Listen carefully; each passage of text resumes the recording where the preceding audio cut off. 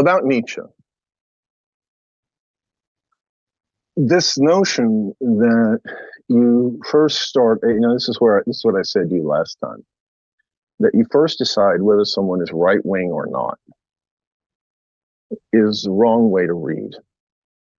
What's at stake in Losordo and in Lukács, who's a much deeper thinker, even the late Lukács, the Lukács of the destruction of reason, is a more interesting thinker. He's a more interesting Stalinist than Losordo. Losordo argues by guilt by association. He's constantly bringing in right-wing thinkers to illustrate his points as if they apply to Nietzsche. He claims that Nietzsche is a German nationalist. This is just plainly wrong on the facts. Right? Nietzsche is a good European. He's a critic of German nationalism. He's a critic of German imperialism. He hates the thinking of his age because he sees it as aligned with German imperialism. It's right there in the essay on David Strauss, and it's consistent throughout. The essay on David Strauss is in Untimely Meditations. It's at the heart of his break with Schopenhauer and his break with Wagner. And he is arguing, and this gets to the last conversation, that the destiny of Christianity, as and the way I would put it is that Nietzsche is the last young Hegelian. Right? He's thinking through the Hegelian problematic in a way that's deeply tied to the contemporaries of Marx, Marx's milieu, and people like Feuerbach, people like Bruno Bauer, etc. And so he sees the crisis of bourgeois society as a crisis of the whole of history. And so he gives you this very complex, very heady story about the entire trajectory of Western civilization. I'm talking here specifically about, I think the Nietzsche that you ultimately have to hang your hat on. Nietzsche in his last writings, in The Genealogy of Morals, in Beyond Good and Evil, in Ecce Homo, in The Antichrist, in The Twilight of the Idols, in the case of Wagner, right? That whole wonderful body of work.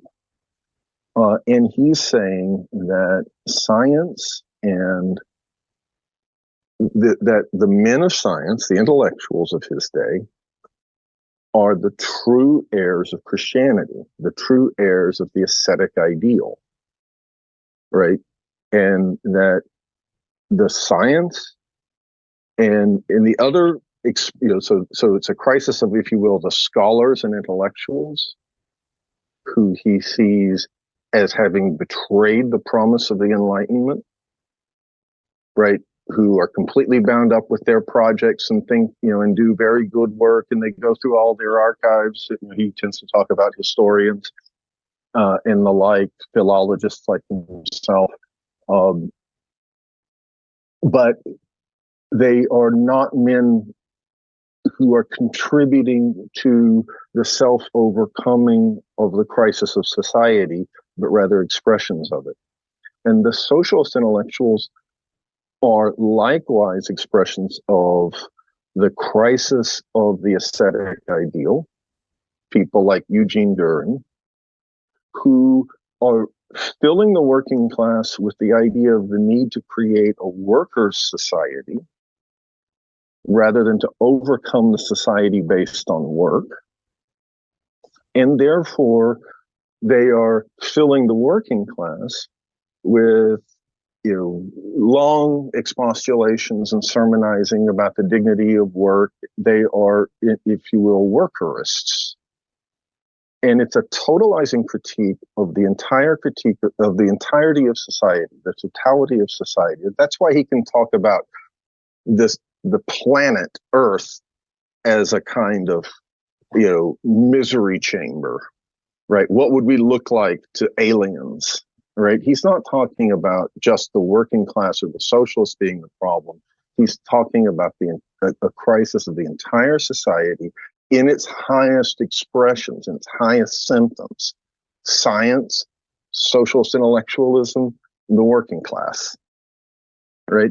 And he's arguing for the self-overcoming of their crisis, right? That they represent, in some sense, the legacy of the Enlightenment, even as they represent a regression from the Enlightenment. This is where the deep resonance with Marx is, right?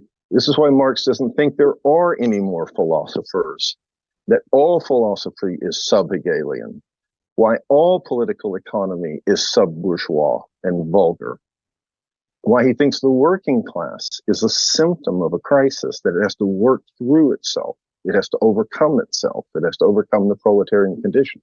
This is the deep interest of Nietzsche, and it's a legacy to the whole of modernism, right? This is where, like, Losordo's account that is just taken over by these new, pardon my saying so, millennial anti-Nietzscheans.